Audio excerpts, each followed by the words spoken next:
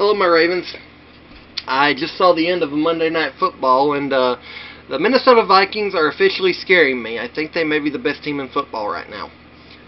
But I was like, I didn't get this video up yesterday, and it wasn't. I was pouting, but it wasn't because the Ravens lost. I actually had a weird experience last night. Well, not really weird, but I laid down for a nap at about 7 o'clock, and I didn't wake up until midnight.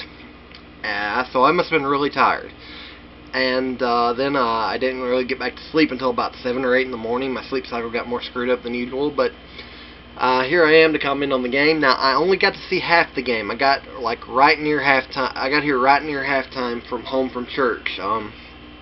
And from what I saw, it was the Ravens were just. The Raiders were just smoking us at first.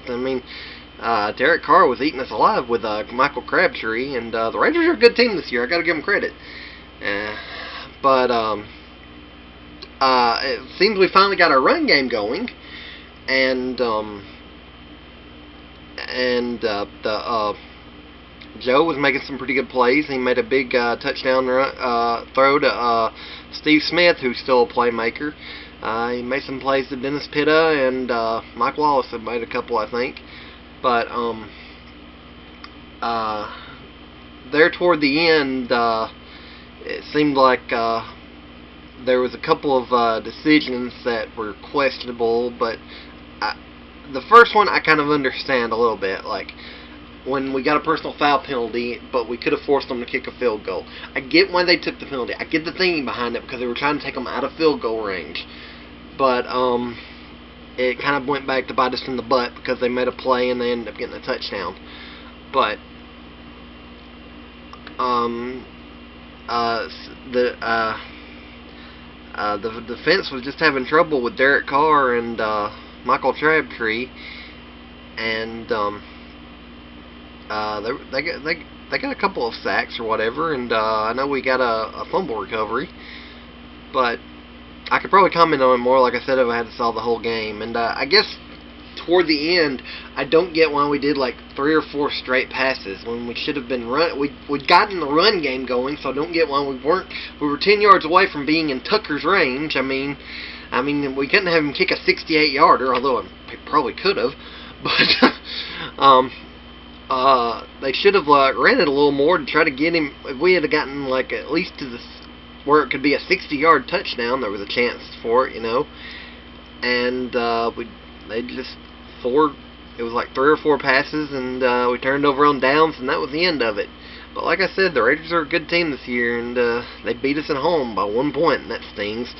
But I'm glad to see we finally got the run game going. I think we had a rusher finally have 100 yards, and if we could just put the passing game and the run game both together for one game, it would be a good one.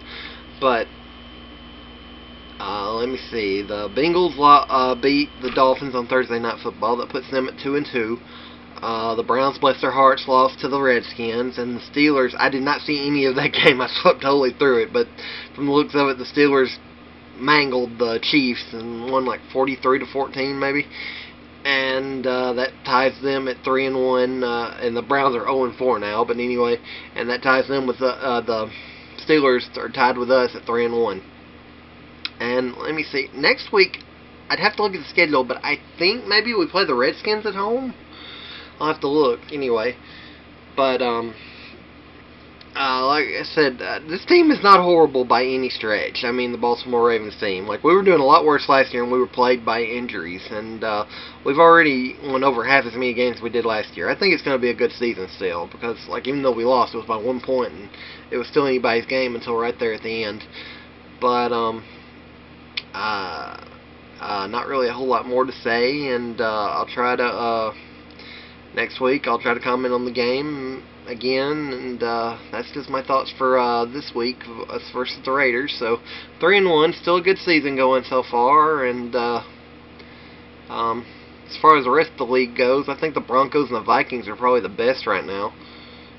And although the Patriots are pretty scary even without Tom Brady, although they did get shut out by the Bills.